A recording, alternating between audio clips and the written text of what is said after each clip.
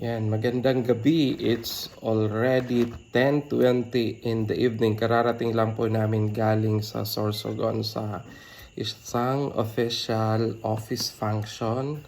At gusto ko lang i-flex itong timitim. Timitim. Di ko alam kung ano na kayo nito, nakatikim. Pero this is timitim, hindi mitimit na timitim. This timitim is gawa sa cassava, and of course meron siyang coconut, merong sugar, meron din siyang milk, meron ding egg, at saka meron din siyang pili nut saka cheese. So ito ang timitim. So this is the outside outlook, pero pag binuksan mo siya, parang nakaano siya, slice ng pizza. So try natin na tikman itong timitim galing dyan sa Gubat, Sorsogon. Flex ko lang nga pala, binigay to ni Sir Daryl Ledesma kasi kasama ko siyang nagpunta doon. At nagpabili siya talaga kasi sabi ko wala akong dalang pera. So sabi niya, wala nga pala ako palaging pera. Sabi niya, papatikimin daw kami nitong timitim.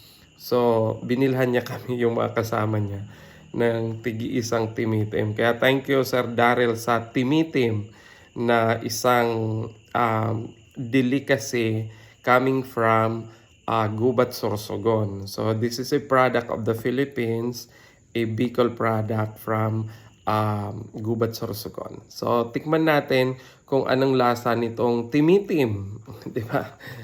So ito na yung slice ng timitim na kinuha natin dito sa kabuuan nitong timitim. So lasahan natin itong timitim na kung saan ay ito ay gawa sa yung pinigang cassava, tapos overnight na merong grated cheese, tapos merong grated cassava sa ilalim. Ayan. Hindi ko alam kung ano itong nasa ibabaw, kung cassava din ito or kaya coconut. So, 'di ba?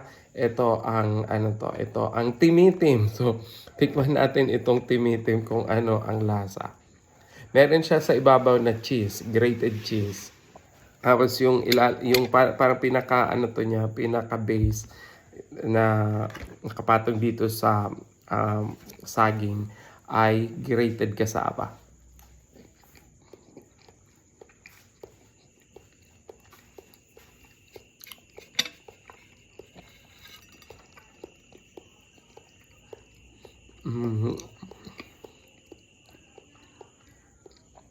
Yung usual na kakanin, di ba? Yung mga paninda natin dyan.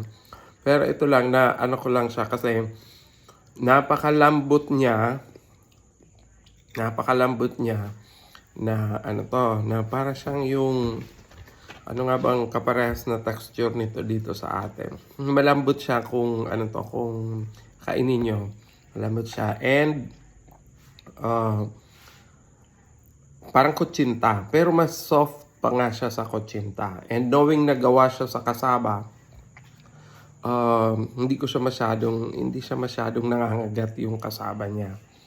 Masarap yung pagkakagawa, or dahil first time ko nitong makatikim. I haven't compared with other timitim na gawa ng ibang mga gumagawa. So ito ay product galing sa Gubat, Sorsogon. Ano nga bang manufacturer nito? GGS Native Delicacies, di ba? Bigla nating pinag-advertise. Pero first time kasing makatikim nito, kaya pinag-flex natin. And of course, thank you kay Sir Daryl Ledesma na siyang nagbigay nito sa akin. Akala ko nga wala nung akala ko binili niya yun lahat, yung para iuwi sa kanilang bahay. Ngayon pagbaba ko sa sasakyan niya, kasi nakasakay lang ako. Sir, sa'yo yung isa. Thank you Sir Dar. Good evening. Bye-bye.